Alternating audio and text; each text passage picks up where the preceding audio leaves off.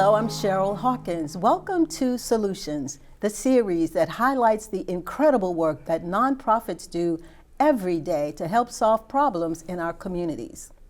Families are made up of people of all ages and generations, and so are the communities in which we live. On this edition of Solutions, we are highlighting Empowering the Ages, an organization that believes that communities are stronger when all people are valued for their strengths, abilities, and contributions, and when people of all generations contribute to each other's well-being. Joining me to share more about Empowering the Ages is the organization's Deputy Director and co-founder, Megan Tracey Benson. Megan, welcome to Solutions. Thanks so much. Thanks for having me. Thank you for being here. Now, your nonprofit is such a unique one, I think, where you are bridging young people with elders. When did you start the organization, and how did you come up with this concept? We started the organization in late 2019. My co-founder, Leah Bradley, and I both worked in the nonprofit field doing intergenerational programming, and we really wanted to start, kind of forge out on our own, start our own shop, as it were, and be able to do things that were very nimble and responsive to the changing needs of the community, and really focus on making the programming really meaningful and high impact, and really thoughtful. So we started in late 2019, like I said, and then the pandemic hit, which was kind of a horrific time to try to start a nonprofit when you're dealing with older adults and young kids. The schools closed, the nursing home and senior facilities closed, communities closed. So we had to really scramble to make it work and move everything onto Zoom, but that just kind of helped us be more flexible, more creative. And as we've come out of the pandemic now, we've been transitioning into more in person, but some still Zoom, and keeping that same sort of can-do spirit from early on. Yeah, that's fantastic. So what is your mission? You're working with, I said generational, but it's intergenerational. Sure. It is. What is the mission? So we, Empowering the Ages connects generations to enhance people's well-being, improve their life skills, and help give everyone a sense of value and purpose in the community. Mm-hmm. And we just see that as a really powerful tool for doing all different kinds of things to strengthen the community. So when you came up with the idea, I'm really interested. I know you talked about a little bit about how it all started, but what was the thinking that went into we should have younger people and older people interacting? What brought that thought about? Well, it started a long time ago for me. My grandmother had memory problems as I became a teenager. And it always struck me that I was really able to sort of meet her where she was, and we would interact on a really pleasant kind of what she could give, I was there to receive, and I would paint her nails and we would chat. And it was a lot easier for me because I didn't have expectations that some of the adults or my older cousins had. They remembered earlier or they were trying to get things done. And I was able to really connect with her on a really human level, and it was really special for both of us, really special memories. And I remember thinking how unique that was, that I got that opportunity to, and not everyone gets to do that. So I kept that interest in working with older adults. At that time, I myself was a teenager. And when I ended up going to social work school, I focused on working with older adults, but I didn't bring in the working with kids until I met Leah, and her whole career has been working in intergenerational. It is her absolute passion. She made her own major in college based on it, and it got really exciting when I realized it was something that you could really focus on and use specifically, intentionally. So you mentioned Leah. Mm-hmm. Leah, you both are co-founders of the organization. She's our executive director. Mm-hmm. Now, how did you two meet? We met through our previous jobs working together in the nonprofit field. Okay, and decided it's something you wanted to do. Yeah, kind of the entrepreneurial spirit seized us.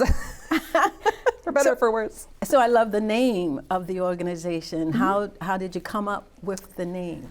Sitting around the kitchen table, trying to come up with names, which was very, very hard. But we wanted to keep sort of the reason for what we were doing central, which is not a specific program that we do or a specific activity, but really empowering people through making these connections. So we thought that would help us keep that in mind and convey it to other people. Mm-hmm. We had empowering right there in the name. Mm-hmm. So in thinking about that, empowering, I can see how older people could empower younger people. How do younger people actually empower elders? Oh, well, so a lot of our older folks that we work with are not always cognizant of what they can bring to the table necessarily. Like they're not always seeing their value to the community, or they'll say they don't have, you know, the skills or the recent job experience that a younger person might need, or they don't understand younger generations, so they really don't know how they'd interact. And when we bring them together, they realize that they have a lot of wisdom to impart, that the youth we're working with, and I'm thinking specifically of our work with teens, the youth that we're working with really do want to hear their experiences and really do value spending time with them and being listened to.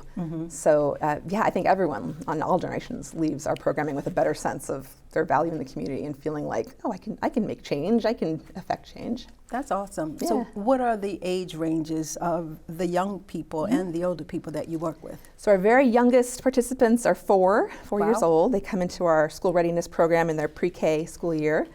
And we also work with middle schoolers, high schoolers, college students, the parents of those 4 and 5-year-olds, and then we have a big core of age 50 plus volunteers and program participants that we work with as well. Our oldest participants are in their 90s. Wow. Yeah. I love it. We would take hundreds. We don't have any hundreds yet, but I would love to. Just hang on, Yeah. they're coming. So let's talk about the specific programs you offer. You offer services in the areas of school readiness, civic engagement, and workforce development. Let's start with school readiness. Tell us what that program entails. So school readiness is our program that I mentioned with our younger kids. So that's a longer term program where we work with kids in pre-K and Head Start, so they're 4 and 5 years old, and we recruit their families through school referrals. And then we recruit and train seniors from the community, people age 50 plus, to work with them. And once we match them up and train them, they meet weekly for 2 school years. And they try to have really, really fun, personalized, educational but fun sessions with the kids over Zoom, working on specific skills the child might need some help with, or mostly just showing them that it could be really fun to learn, being really curious about the child's day at school, asking questions about the teacher, and helping the child sort of bridge the school to home experience. And then they also connect with the parents and the family so that they can be a resource for the parents and the family, depending on, you know, some parents could use a lot of support in our program and some don't need so much, just a listening ear. But they form a relationship so that by the end of the 2 years, they're really close. The parents feel like they have a resource to lean on. The kids feel like there's somebody out there in the community who really cares about me and my education is important. And so that's a really powerful program. I bought some of my props. I can show you this program today. Sure. So one of the things that came out of the pandemic was we moved this program onto Zoom, which we thought would be terrible, and it does have challenges. But we've kept it on Zoom because it's so easy for the families to access that way. They don't have to worry about transportation, childcare. But that's terrifying to a lot of volunteers to engage a 4 and 5-year-old on Zoom. So we have a big box of supplies and goodies that we give to each group, and we supplement it all the time. So we have puppets, hand puppets, which another thing that's very, very intimidating to some volunteers, and then they can get really into it. But all kinds of things. Books, we send books to all the families, and they get a new book every month that they're in the program. Oh, nice. Which they keep permanently. All these things the families keep. They get a Chromebook to keep, headphones if they need that to be able to hear the volunteer, and all sorts of other things, you know, math manipulatives, flashcards, magnet letters to, you know, hold up and show. We've done a lot of trial and error about what works well over Zoom, and we try to have a wide variety of things so the volunteers can really personalize it to the child. I mean, if they're not into puppets, we don't do puppets, you know, then we're like, switch to the cubes. So we have a wide array. Very nice. So when each child gets a book, then they read the book together? They can, yeah. So we often have the children turn the page with the volunteer while the volunteer is reading and holding it up. We really encourage the parents to read with the kids. And we've done creative things in the past where we try to get bilingual books if the parents don't read or speak English. If the parents don't read or speak any language, we've done picture books and encouraged using those, showing parents how they can incorporate books. Right. So tell me about the civic engagement program. What ages are you working with there, and what services are you providing? Yeah, so those are older kids. Civic engagement kids or youth are teenagers for the most part. And we make small groups with them. So we have them working with older adults. Usually it's about 4 kids to 2 older adults. And they work together usually weekly for 6 to 8 weeks and have structured conversations. So we facilitate but kind of stand back and let the magic happen. and have topics every week, starting with really simple things like icebreakers and sort of get to know you questions. But then we get into questions about values and family, sharing things about your heritage and background that are important to you. For the older folks, they're sharing how they sort of found their way in life, and the kids are asking, how did you find your way in life? So by the end, they're feeling like they've had these really deep, meaningful values conversations. And they really have a better sense of sort of where they fit in the bigger tapestry of the community. And then the workforce development program, I imagine you're working with teens. Yes, similar ages, again, middle school up through college, mostly high school. And there we, again, have great volunteers who are age 50 plus, and they can present short-term workshops for groups, student groups or community groups, on all kinds of topics that we've developed curriculum on. So budgeting, resume building, interview skills, all kinds of really specific things, and kind of soft skills and confidence building, goal setting.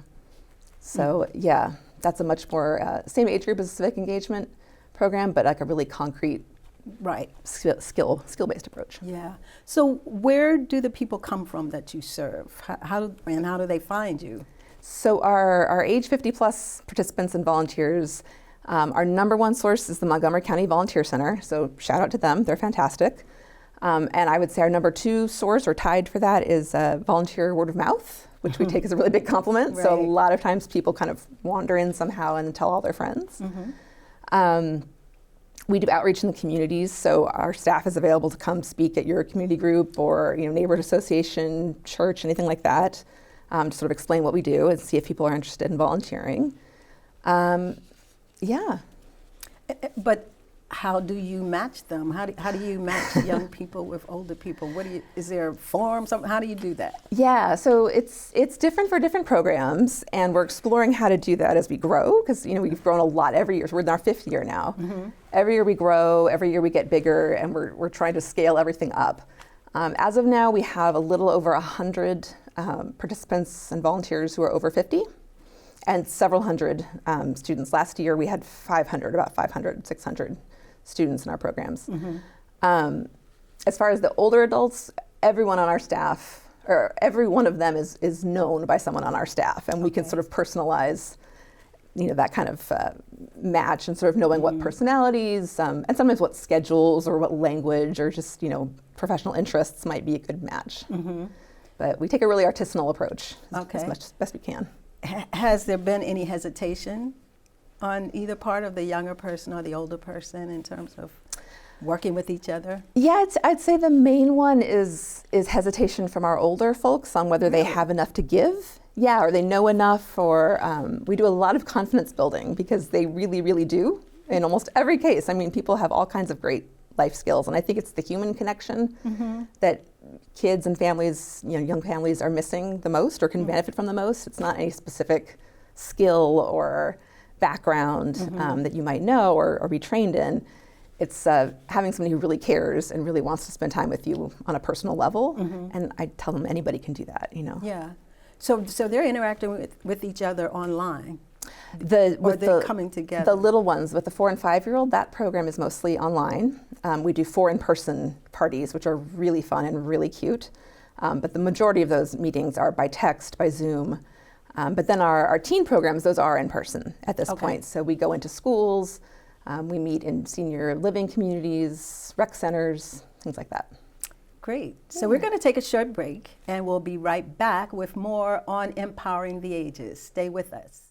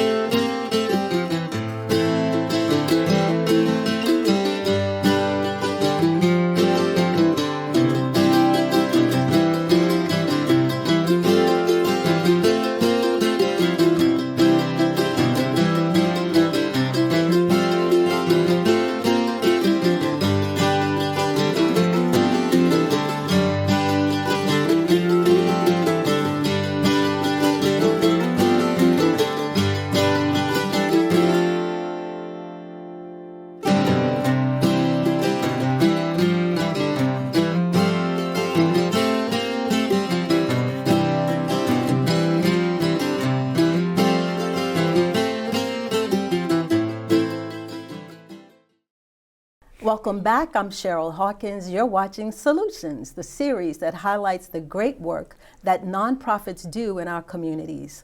On this episode, we are highlighting the work of Empowering the Ages, and my guest is Megan Benson, Deputy Director and co-founder of Empowering the Ages. So, Megan, let's talk about the process for getting older people to interact with 4- and 5-year-olds. How do you do that? What do they do? Step by step. They're a little self-selecting. Like if you don't enjoy working with younger kids, you're probably not going to volunteer for that program, and we'll steer you more towards our teen programs. But the big issue usually is they're worried about engaging the kids for the length of time that they feel they need to be on, and then over Zoom is like a really big challenge. So we have a lot of training, a lot of support, and we encourage a lot of personalization. I think a lot of folks are used to really structured teaching and volunteer opportunities where they've got a curriculum they need to impart or certain benchmarks they need to hit for everybody. And this is really much more creative and personalized than that. So if the child is really wiggly, we teach them wiggly dances and songs that are educational, but lots of movement. Or if the child's really shy, we have lots of tips for that. Like the puppet is great for shy kids. So a lot of really personalized support.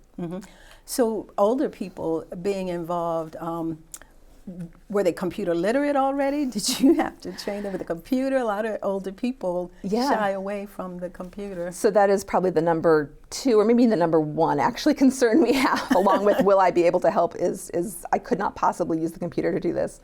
I always tell people we can absolutely help you. Like it's our job to make sure we can get your amazing skills and personality to benefit the community and not let any technology concerns get in your way. We keep it really simple.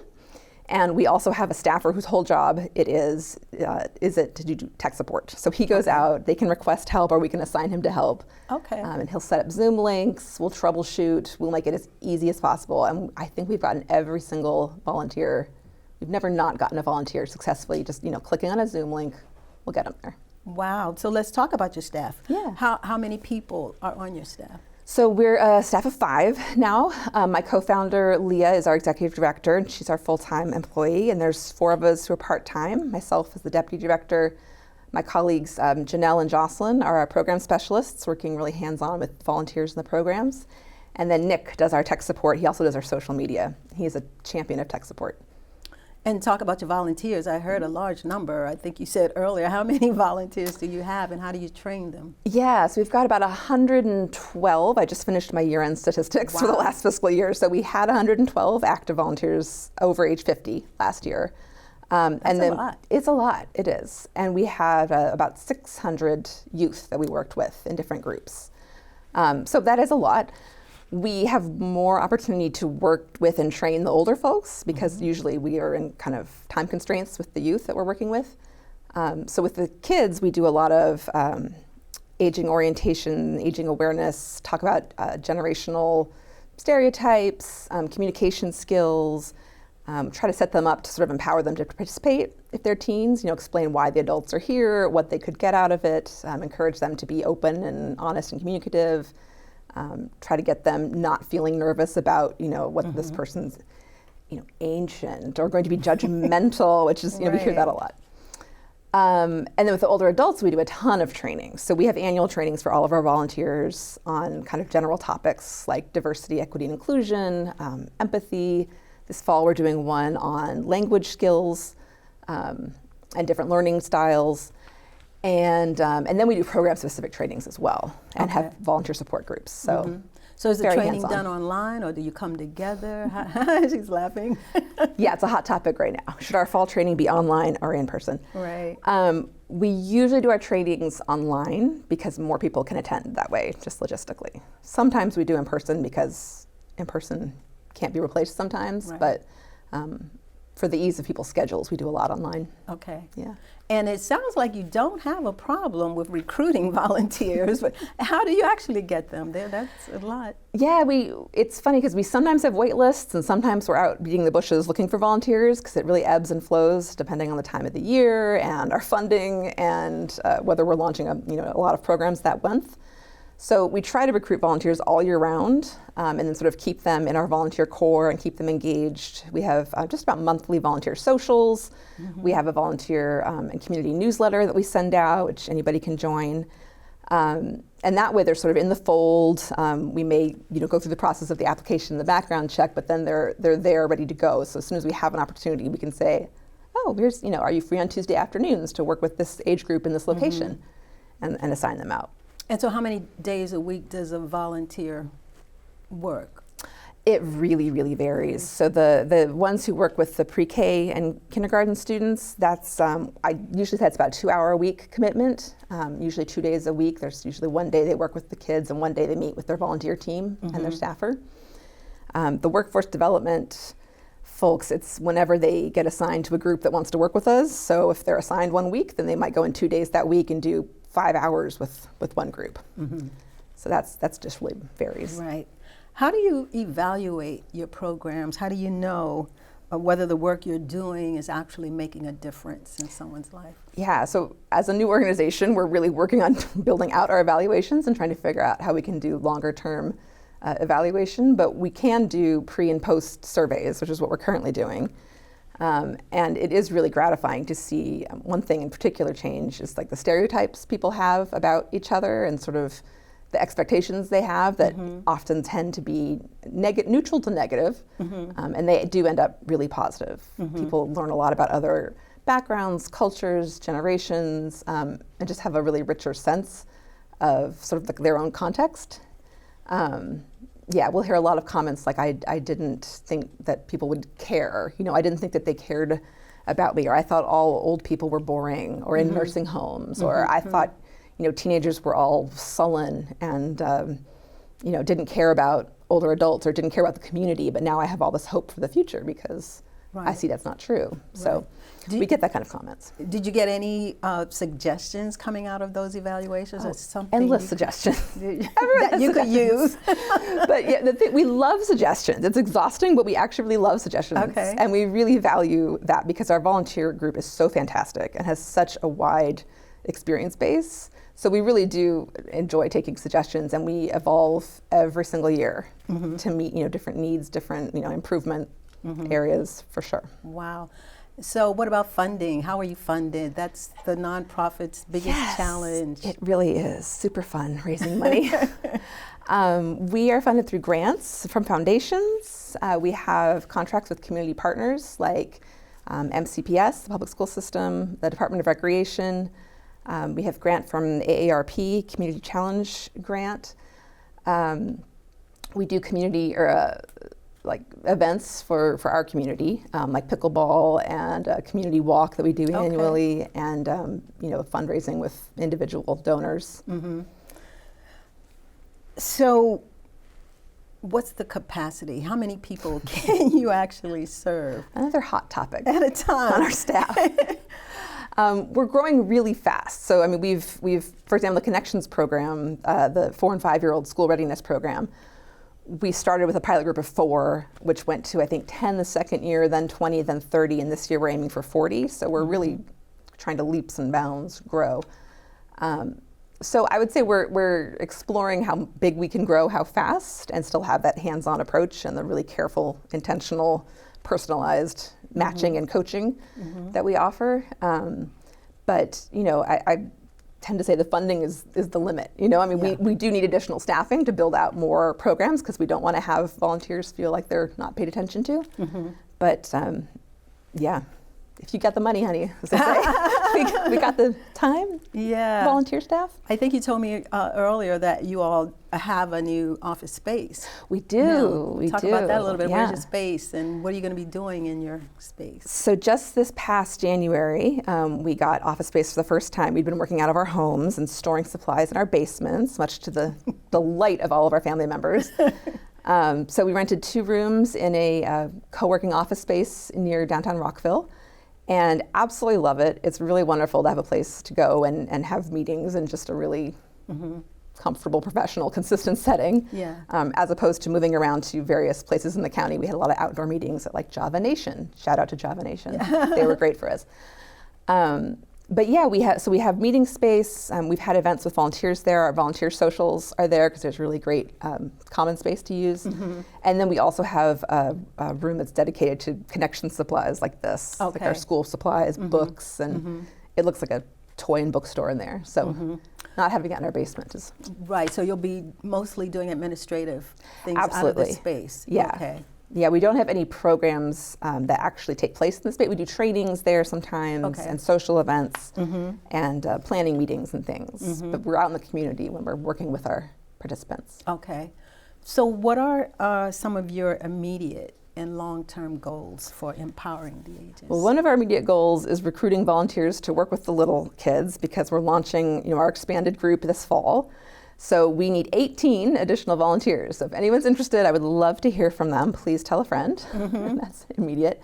And then we're also building out our work with teens and tech support. So we got a grant from the AARP Community Challenge Fund to start a program working with teens in Gaithersburg with older adults, doing tech support and building relationships and having meaningful conversations. So we're building that out this fall, and we're going to be recruiting folks to come in for the tech support for that. Okay.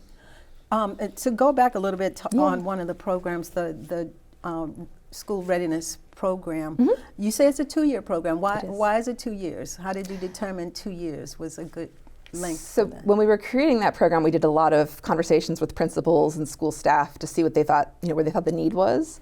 And it sounded like there was a big drop off in support for families sometimes when they left Head Start or pre-K and moved into the general elementary school population and kindergarten.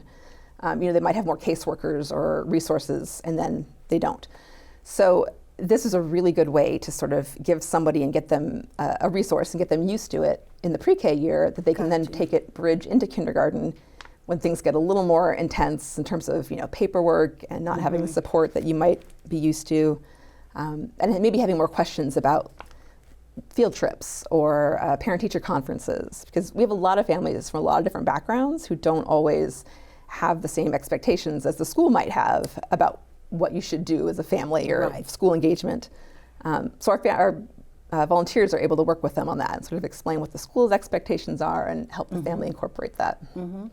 Do you have a couple of success stories you could share with us about the work you're doing? So one of my favorites is, and this sort of speaks to our hands-on personalized approach, is I got a referral for, I got an interest from a volunteer first who really wanted to participate in our school readiness program, had a lot to offer, had an amazing background. She was a retired speech therapist. Fantastic personality, just thought, what a great volunteer. But she was very, very concerned because she was in a wheelchair and had some physical and medical constraints and wasn't sure she'd be able to participate in a way that was actually helpful and not kind of a drag. We had wonderful, wonderful, candid conversations. She was so fantastic, and we figured out what might work. And then, lo and behold, I got a call from one of the parents that was referred to us.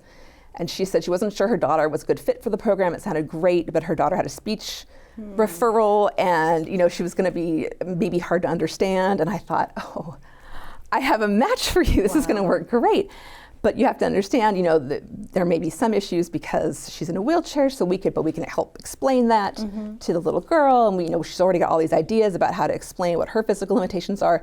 And she said, oh, this little girl's grandma has the exact same situation, and she's very familiar with that, so she'll have no problem. And I almost cried. It was like a match made in heaven. So they just finished their 2 years together. They just graduated from the program this past June. And it was just precious. The hugs and the smiles. They're like friends for life now. It's really nice. That's what it's all about. Yeah. Can I tell you one more?